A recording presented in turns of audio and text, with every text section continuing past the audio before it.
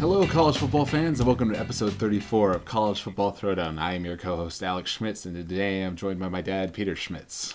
Hello there, college football fans. All right, and we're coming to you on this Wednesday evening. We're doing a little late podcast tonight after a nice day of family activities in celebration of the fact that Nebraska actually won their bowl game. How about that? I know, and I predicted they wouldn't. Well, actually, so on our previous episode 33, where we previewed the Nebraska UCLA game, we both gave predictions based on the thinking that Tommy Armstrong would play well. This is true, and that he wasn't going to make the same mistakes he did in the Iowa game, which he didn't. He That's actually right. probably played his best game of the season. That's true. So I think I did predict the win. No, Did I? Yeah, no, we did. You actually predicted a 42-28 victory. That's right. And I predicted 35-21. So if you kind of combine our two scores, if somebody had done 35-28, it'd be right about on the money to the final score of it was 29-37. Right. Yep, 8-point victory.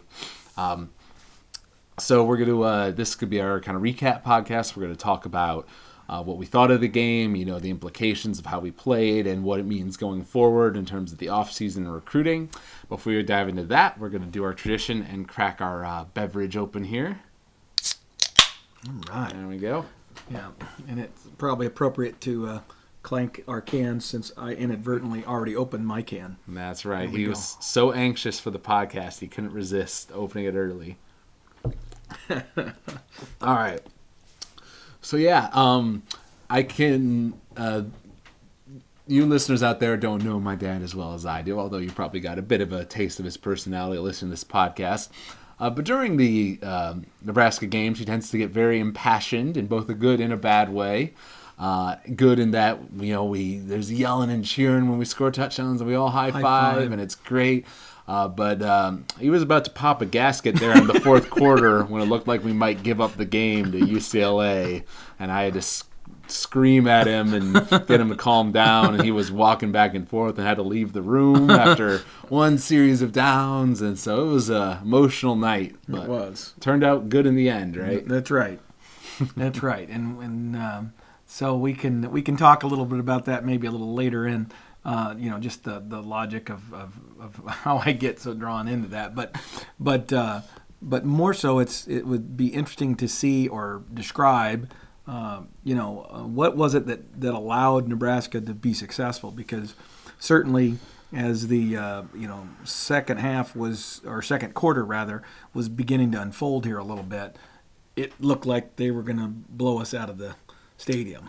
I mean, It got to where it was 21-7. We had no answer for their offense. They were pretty much scoring it well. In fact, they had, I think, 2 drives that were 4 plays. So it looked like it could just become a track meet in which they were doing all the running. That's true.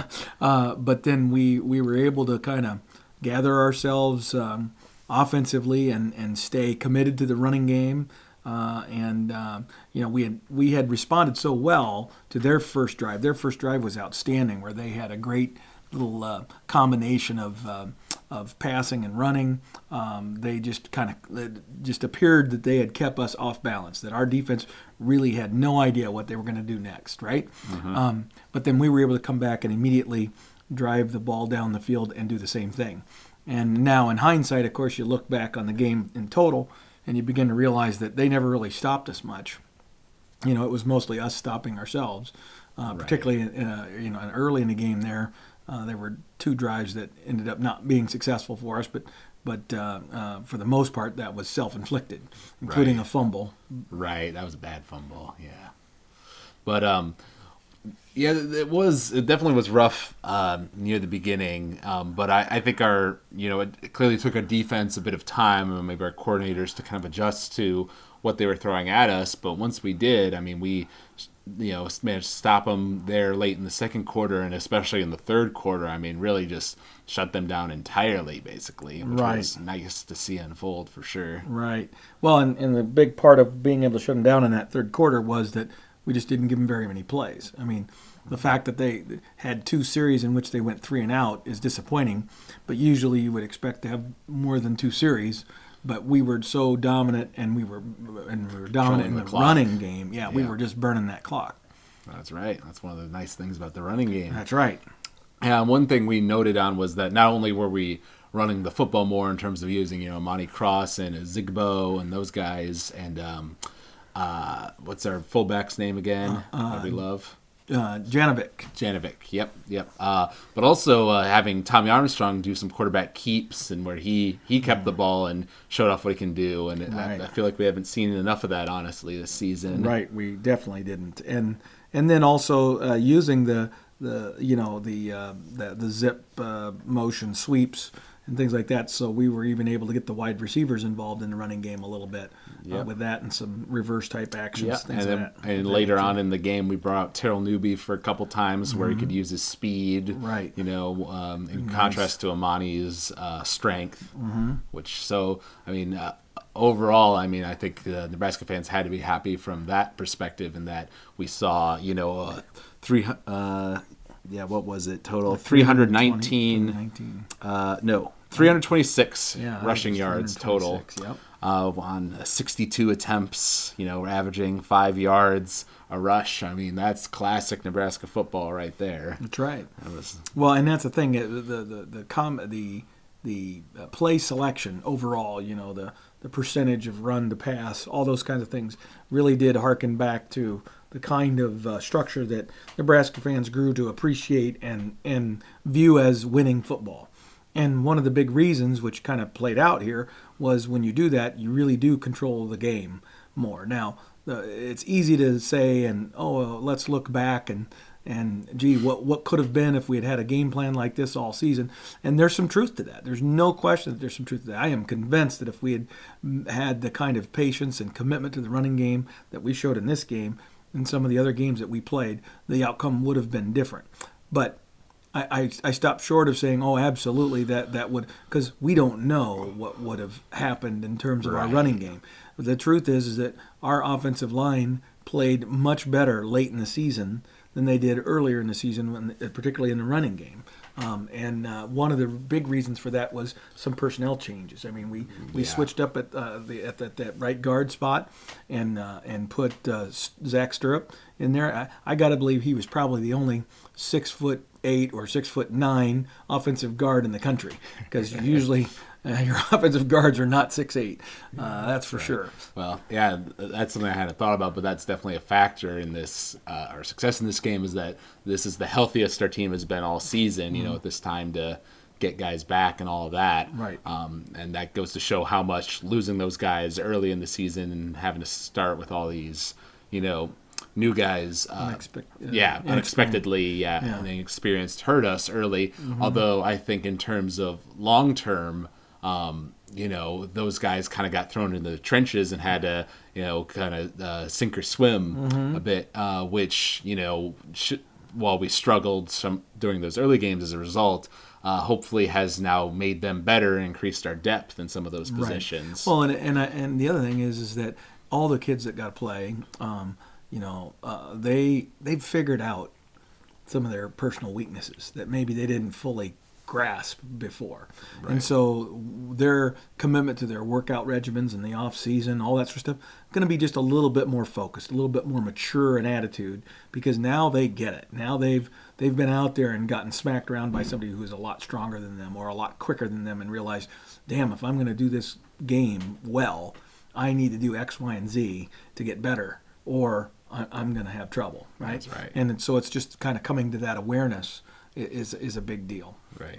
There was a lot of talk before the game about some comments that Tommy Armstrong had made, which, in the context of how he said it, or just in terms of just looking at the quote separately, in either case, you can kind of look at the comment about where he said, he asked for the coaches to treat him like a freshman, and that's now getting a lot of airtime and play in and around the Lincoln media, and I think maybe we better understand what he meant by that, and I think it is that he genuinely did not know maybe some of the nuances of the game and the thought processes of some of the decisions that he was expected to make, because no one had ever taken the time to actually walk through that with him and really explain what it was. Like, don't assume that I understand why we do X, Y, or Z. Tell me why. Tell me precisely why. And we as fans, as well as maybe even his coaches, going back to the previous staff, may have made the mistake over a course of years here even of assuming that Tommy Armstrong understood the game intellectually and, from a schematic standpoint at a level that was much higher than he really did. And so there were some assumptions being made that they needed to go back to the drawing board and actually explain. And if his performance in this game is any indication, maybe the conversations we had, even on this podcast and sometimes on other conversations, are in fact the things that needed to be happening with this player, and they never were. Yeah. And they never were. Huh. Well, that seems, I could maybe understand it under Bo's era because we have like a quarterback's coach, right, specifically, but under Riley we do. So I would think that would hopefully mean that, a problem like that would get uncovered right, from that kind of intensive. Well, and some of it was his willingness, or in this case maybe unwillingness, to be receptive to the critique and to the instruction. I'm not going to presume, just because he made that statement, that our coaches didn't try to tell him what to do and communicate what was expected. I'm pretty confident they did, whether it was this staff or the previous staff. The difference is, did we take the time to explain very specifically what it was that we wanted and didn't want to have happen? Because I think that's part of it that maybe he didn't fully grasp until now. And that part of that was him. That's a lot of it's on him, frankly. But bottom line is, going forward and where the implication of having a game like this is, I think it elevates the players' awareness of what they can be. Yeah. Well, I think, obviously on our preview podcast, a lot of what we talked about was Tommy Armstrong and how his performance in this game was going to be key to our victory or defeat. And I think, Tommy played good in this game. He got some good runs in, which, as I think it was you said during the game, that seems to level his head a bit and get him, a bit more excited. Yeah, absolutely. His focus is improved when he gets hit a couple times. Right. In a run situation. Right, not sack. Not sacked. And he, the coaches were putting him in situations where either he was running or he was giving it off to running backs, or he was making short passes, right, that were easier to make, and right, it was simpler, but he was able to execute it well. Right. In terms of passing in this game, we had 19 passes for 12 completions, which is a pretty darn good. A decent percentage. Yeah, well, I'm saying pretty great compared to our numbers earlier this season. Well, but the key there is, average per pass play was pretty good there. And to get 174 yards passing on 12 completions, and you threw it less than 20 times, that's, to me, is quite ideal. That's efficient enough and effective enough that the opponent, in this case UCLA, has to respect what we're able to accomplish, right? Right. I mean, we had some critical pass plays that were successful, and so they can't just load up on the running game and just assume you're not going to be able to execute on the passing game. We showed enough efficiency that they were forced to respect that. And that's all you need. You don't need balance, but what you need is effectiveness, right? Yeah, competence. You need to have competence in that so that they have to respect you. Right. And that's all you need. And then the rest of it can be control the body by the body blows you give them by running the football a bunch. Now, this is something we should probably address because I'm sure all of our Nebraska listeners out there wanted to hear us talk about it. Our reactions to the targeting call against Gary in the second quarter, I believe it was, of the game, which was an odd flashback to his targeting call in the Iowa game, except even more egregious because although in the Iowa game, he went low, the guy was falling, they contacted heads. It clearly wasn't intentional, but I can see why they called it at least. In the case of this game, he clearly, led with his shoulder. It was a beautiful, wrapped up. He went low. It was a pitch perfect tackle, right, just about. and they call him for targeting. Even the UCLA coach is on the sidelines joking with him about it because he knows that it wasn't targeting. Right. Yep, that's true. It that's was absolutely true. Yeah, there was some words being flung by my dad at that moment that probably shouldn't be repeated here. But yeah, I mean, when the announcers are saying it and everybody watching the game knows it. Yep, it was bad. Well, and it brings up the topic of that particular rule, among a few others that we'll maybe talk about. That's probably a great concept for a future podcast for us to lock onto a few things, not just ones that where, say, Nebraska's been affected, but just in general that exist or have recently been changed or added to the rule book that I think either have affected play with some unintended consequences or just flat out are bad rules, because there are a few of them, and frankly I think that would be one of them. I absolutely agree that we need to avoid targeting, but I think the problem is, and maybe this is why some of these referees are coming up with these conclusions and these calls, because maybe if you just read the letter of the law, not the intent of the law, but the letter of the law, then that was a targeting call. Okay, because the letter doesn't go into enough detail about what it means, and but the judgment part of it is, it kind of gets back to most people who are watching the game, especially with the beauty of clear slow motion, you can pretty much figure out whether the person was launching with the intent of harm or was simply making a tackle. Okay, and I wish that it was that simple of a judgment call, that they could just say, this is what we think. We think this guy was launching and going into the guy and with the intent of taking advantage of a helpless player, versus these two guys were going at each other and their helmets hit, basically incidental, but otherwise it was a football play. Right. And that's what I want them to get to. Yeah, I agree. I mean, there's nothing wrong with targeting in theory. It makes sense to try to protect players like from concussions and stuff like that. But yeah, the implementation of it is the current problem. And there was something else I was going to mention. Oh, and you mentioned the slow motion thing. It's great from that perspective of you get to see exactly what's happening moment to moment, but I think it also sometimes has a negative effect in making something seem like it was intended when it really wasn't, because you have to understand that these are split second, really fast things. These players are just going low because that's what they're taught to do, to tackle, so maybe they're not meaning to lead with their head, but it just kind of happens, Right, exactly. Well, and that's the thing is so I get the protection aspect of it, and what they're trying to do is force tackling technique and tackling instruction to be changed fundamentally, going all the way back to change the way people are taught to tackle. Right. And so that's why some of these egregious errors occur, because of the way that the rule is written. That's right. But the thing that just irritates me probably more than anything is the impact that things like that have on the momentum of the game at that moment. And in this case, when you're talking about a rule that involves ejection, it's taking a guy off of our team, not because they're hurt or anything like that, but because they happen to be in that situation and being a part of a play like that.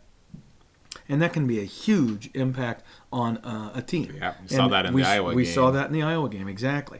That was a huge loss for us. And the fact that we didn't see it in the UCLA game is frankly a criticism of UCLA's offensive coaching staff. They absolutely should have attacked Nathan's replacement a lot more than they did. Yeah, I do remember, I think it was like the play or two after he went out, they went after that guy, and the safety actually intercepted. Made it. Yeah, he made a good play. Yep, it was an interception. Talking about some of the stats in the game, just comparing the numbers. In terms of first downs, we dominated there, 31-17. Time of possession, 38 minutes to 21 minutes. Total yards, 386 to 500. We obviously dominated, held them to 67 yards in rushing. Now they got 319 yards passing on us, but also 2 interceptions. Penalties, we were they had 7, we had 6, but they had it for 56, whereas we had it for 38, so they kind of beat us in terms of severity of penalties. 6 penalties for 38 yards, especially given that one of those was a 15-yarder for the ejection. Right. It says that's a really clean game by our standards. And frankly, anybody in football with that kind of a penalty ratio and a physical football game of 60 minutes, I'm okay with that. Yeah. So looking at those stats, I mean, honestly, I believe it was you was saying, like, we really were in control of that game, especially in the third quarter, and we kind of had the opportunity to really slam the door on them, and then we ended up having to settle for that field goal instead of a touchdown, which kind of almost bit us in the butt in the fourth quarter. Exactly. Even though we were being dominant. And that's the one thing about this. As much as we're enamored with the idea of the running game and having this kind of ratio of run to pass and everything, the fact is one of the downsides of a running game like that is if you don't cash in when you get in the red zone, if you're not effective about converting those red zone opportunities into successful touchdowns, not just field goals, but touchdowns on a great regular basis, then you run the risk of dominating a team physically, but then losing the game on the scoreboard. Right. I believe it's on your side. It mentions red zone scores with chances. I mean, we were 5 for 6, so now one of those was the field goal. But one of the 5. So that would be 4 of 6 maybe that were touchdowns. If we're talking about touchdowns, but I mean, I think that still shows that when we're getting in the red zone, we're getting points out of it most of the time, which is definitely what you want. Yeah, but there's still some areas where I am critical of the current coaching staff, offensive coaching staff, for what they do and how they do it in that red zone area. I always struggle to understand how it's a fairly common occurrence that coaching staffs tend to change their behaviors, and I know that you practice, basically red zone offense and goal line offense separately, and so that is truly a different offense that you run in that red zone area. It is, and you practice it differently, right? Yep. Even and so that makes sense, but by the same token, sometimes that's an example of outthinking yourself. Yeah.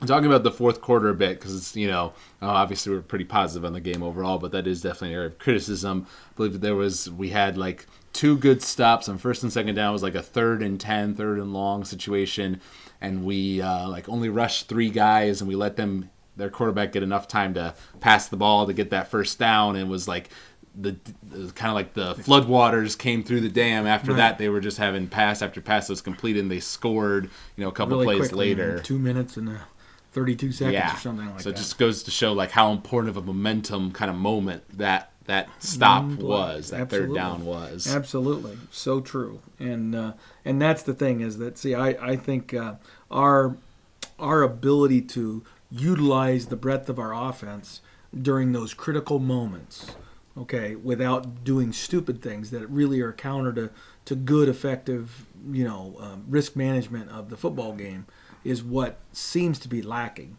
with our coaching staff, as good as they do in many things. And you and I have had the conversation about, I'm not necessarily super critical of our offensive concepts and the fact that we generally are going to tend to throw it more than maybe I would like. I'm okay with it because you can see guys are open. You can see that's effectively working, but we don't have a quarterback that always sees the field properly and or physically can get the ball accurately enough to those people. But they're open, right? And that's saying something, about that offense and about what they're trying to do. It's just there are times when you should choose not to do that. There are times when you should choose to get the first down and understand the circumstance and the game situation. Right. And that gets back to Tommy Armstrong's comment about treat me like a freshman. I think it's in those moments where he has so consistently, it would seem, made the wrong choice rather than the right choice at that most critical of times, and so the question is, can he, just by simply going up that IQ curve, can he all of a sudden change into the kind of quarterback that we thought he could be throughout the season? Yeah, well, that may very well be. I mean, the IQ, Tom Brady, from a physical perspective, he's, good but not great. But it's in his mind, and he's such a great decision maker and all those things that really elevates him as a quarterback, and he's got a good arm and all that. So I think if Tommy, can learn that IQ bit and then be able to, do it in practice enough times that it becomes instinct, then I think that would definitely improve his game a lot. Exactly. It also gets back to what we've been talking about all season about Langsdorff understanding what he's got, the talent pool that he has. If we had a NFL potential kind of throwing quarterback, a lot of those open receivers would probably get past two and we'd be golden, Right. But we don't have that, so Langsdorff has to, adapt his system to that. Exactly.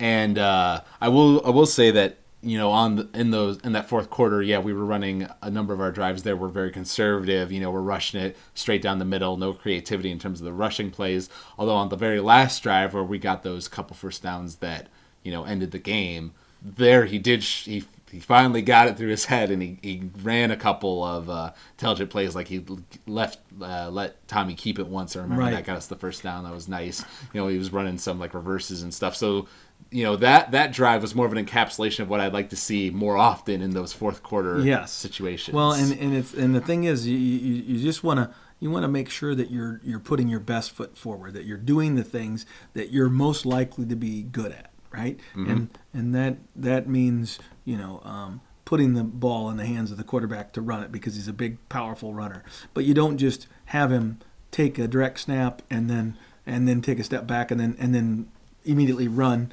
unabated or with no lead blockers or anything like that. You've got to put yourself in a position where you're either going to have a numbers advantage because you're going to add more blockers than they have defenders, right? And find a way to put yourself in a position where you can get a crease and see what you can do with the football. And now it's just up to the running back to see what he can do to maximize the play. Or you have to do a really good job of executing some kind of a fake, right, that's going to give that guy an opportunity.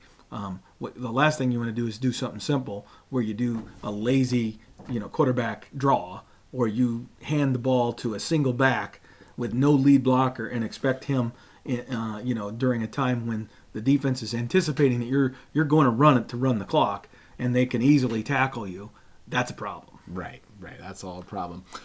After the game, actually, I guess Mike Riley did this interview with the Associated Press. It's on their website. And he talked about how he was impressed with the running game and the UCLA game and how that's kind of the direction he wants to go in moving forward into 2016. He said, this is a quote here, "What we eventually want to do next year is to be in the top 3 in the league and running the football. And when you can do that, then life gets better everywhere. We didn't necessarily have to wait until next year to start with that idea." Well, that's good to know. Yep. He talks about, "I think it could be the common denominator for winning a championship, and that's what we want to do." And then down here at the bottom, he mentions, "In this last month and a half, we have played our best football. We probably played our best football game in the bowl. When a team can do that and fight through all the stuff we did, that says a lot about the character of the young men who are in the program." So that's from our perspective. I think that's promising things All to promising, hear yeah. about where Riley wants to go with the team in the future. Mm-hmm. And I think,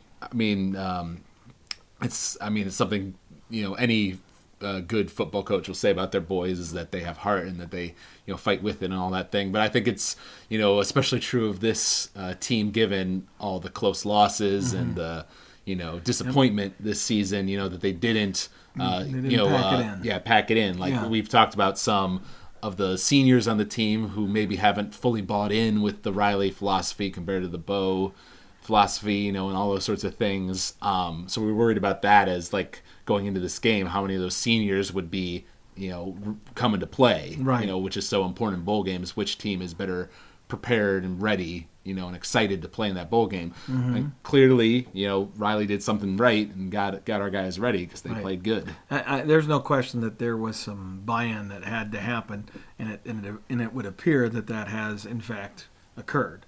But we'll have. I still think we need to have a wait and see on that. But the fact that we got this win, I think, is really significant in that it does reflect. Now you can look back and say, okay, we won 3 of our last 4 games.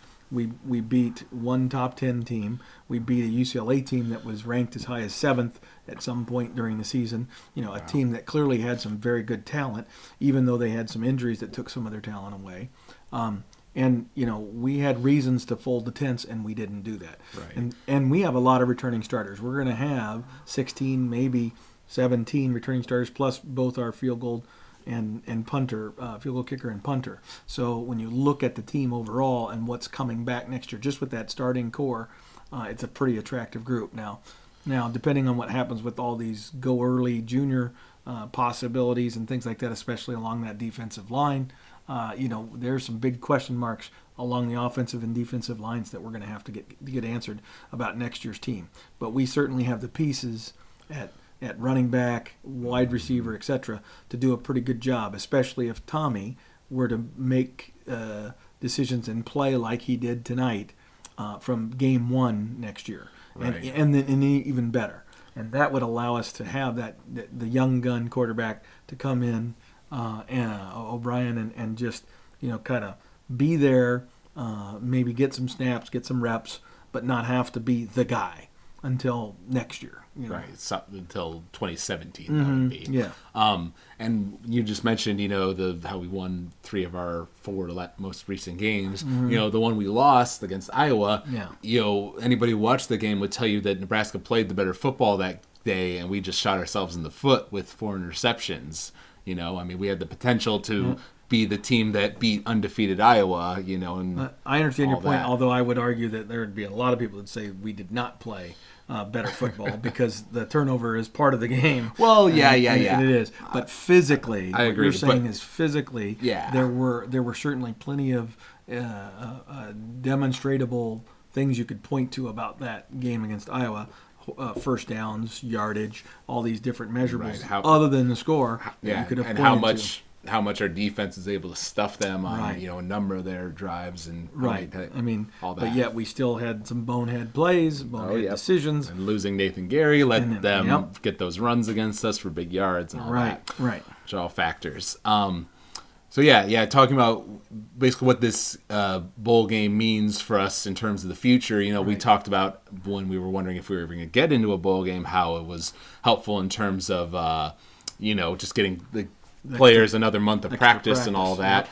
And from the perspective of, going out on a high note and recruiting and all those things, the fact that a 5-7 Nebraska being 8-4 UCLA, all those are nothing but positives for us going forward. Agree.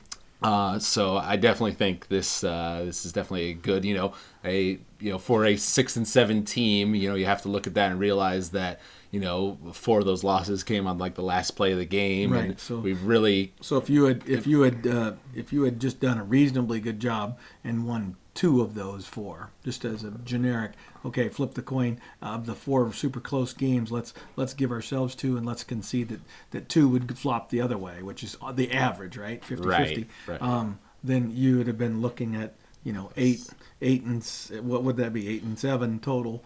Right. No, it's not 8-7. I Well- got that wrong. It would be 8 minus 2, so it'd be 8-5. 8-5. Yeah. And so that all of a sudden looks like more of a season that you could say, okay, I'm palatable with that in a transition year. Yeah. You know. Yeah. So 6-7 still definitely rough to look at that. Yeah. It was a disappointing year. A year in which I think there was a lot of experimentation on the part of the coaching staff trying to kind of understand what they had to work with and trying different things and different players in different positions and different playbook ideas. And I'm a little disappointed that they didn't have more of that figured out before the season started, understanding what they had to work with and Right. all of that, that we didn't have to go through this kind of painful growth process here this season. But I hope that means that we've found nuggets that work, especially here in the second half of the season near the end, and that Riley and the staff will be able to expand on those over the off season and have those starters come back and have us have a better 2016. Right. Well, and the having all those guys get better, it's just a lot more likely to do that in an environment that's positive because you won that final game. Because now when Coach Riley goes out and recruits, when he goes out and speaks to alumni groups, their last memory is of Nebraska playing what arguably everyone could point to and say was their best game of the year. I mean, maybe you could argue that the Minnesota game was better. But overall, with both offense and defense and all the things that were going on, it would seem that that's the case. My hope is that some of the other players, Vincent Valentine and the Williams fella at defensive line, both choose to stay and be a part of the program for another year, because I think Vincent will be making a huge mistake if he goes pro like Malik decided to do. I think Malik even could have benefited from another year, but I get why he chose to go. Right. I mean, I'm not as displeased with that decision as I will be if Vincent Valentine goes. Not only because it will hurt Nebraska, I believe we need Vincent because he's such a big body, and he will need to play a very major role for us next year on the defensive tackle position. But if someone gives him the advice and he chooses to go, I think that's going to be a regret on his part. I am curious about that because, I mean, one of the reasons we're saying that it would be kind of unfortunate for him to go is because he honestly hasn't had that great of a year this year. Right. What'd you say, like 9 tackles? Yeah, going into the bowl game, he had like 9 tackles. Right. So, so would losing him really be that much of a sacrifice? I mean, clearly it stinks to lose a big member of your offensive or your defensive line like that, but he hasn't exactly been like a superstar for us. Not on the tackle side of things, but what it's all the stuff that he did and was and his presence did that kept other teams from being able to do other things and allowed our run defense to be one of the better ones in the country, even in a year where we sucked as bad as we did as far as performance overall. But we'll see. I mean, whatever it will be, and we're gonna have to go to the game next year with whatever we've got, right? Whatever's there. But I think we've got a pretty good nucleus. I think we have some offensive linemen that, especially now that they've seen kind of what can be with this offense that they ran against UCLA. I think there might be a little bit different nuance in how they judge players. I think they've tended to judge and put a higher priority on a player's ability to do the things necessary for a passing offense. And if you weren't good at those things, you got shelved a little faster. Right. And as opposed to the other way around, where maybe you were good at the things that were important to the run aspects of the offense. So let's just see what happens going forward. Do they still hold running backs out who might be as talented as the ones that are playing just because they aren't very good at pass blocking? Right. Or do you keep a guy? Hopefully the experiment with Stirrup will remove all preconceived notions about what constitutes a good guard or a good center, and they'll just let performance on the field do the talking. Because sometimes, just maybe, the guy who happens to be 6'9" is also the guy that can lead block and have a powerful push, even though he's tall. Right. Which arguably is not a good combination, but it certainly was better than what they had before. Right. So that's certainly true. All right. Are there any other final points you want to make about the UCLA game? No, not so much about the UCLA game. I just, in hindsight, it was a great game. Really enjoyed it. I will probably, I think I mentioned this to you, I will probably watch the third quarter of that game about 100 times between now and next football season, just because I think it was a culmination of a lot of things that I had hoped for this team, and it seemed to all come together at that particular time. Right. That was a good quarter for us for sure. Mm-hmm. Yep. So good thing. I think we mentioned that all Nebraska and the other 2 5-7 teams who made it into their bowl games because of that rule ended up winning their games, as it turns out. So it's going good for 5-7 teams right now. Right. Well, and it just goes to show you that when people want to make the argument that we shouldn't have more bowl games, I think there's a ton of truth in it. I kind of agree, but at the same time, how you sort out the bowl games that don't get to stick around is got to be driven by how many of them can stay afloat financially, how many of them are drawing a reasonable attendance, and those kinds of things. But the idea of a reward for a good season versus whatever, I think that has now been trumped. That used to be a strong argument, but in this day and age where recruiting has become so sophisticated and and the ability to improve, and the fact that these guys play and practice their sport year round. They hardly ever get a time off. All of a sudden, that added 12 or 13 practices like we got, even for a minor bowl game, is huge for us. That's a whole nother spring practice that we get. Right. And so that's the kind of stuff that you can't hardly put a price on that. And so that's why this bowl game proliferation keeps happening, is coaches aren't going to say no to that, right? Right. They have more time to be with their team. Yep, certainly true. All right. Well, if you all out there enjoyed this podcast, you can email us at huskerpete13@gmail.com. You can find us online. We're College Football Throwdown, or is it, I think it's just Football Throwdown.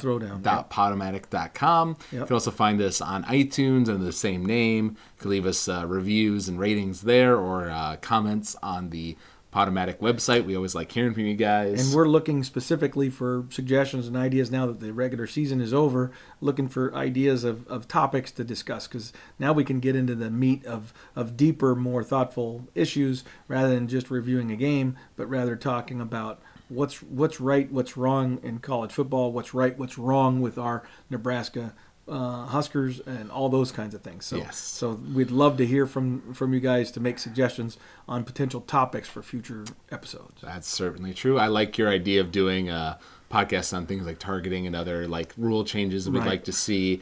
We definitely plan on doing like a bigger season in review podcast where we look back at the full season for the Huskers this year and Right. What it means going forward, that kind of thing. And Top 10 list, maybe. And we definitely plan on doing podcasts on once these big bowl games are over and the playoff situation develops, Right. in terms of what National upsets champion. happen there and all that sort of stuff. All right. So thank you for listening out there, Husker Nation, and go Big Red. Go Big Red.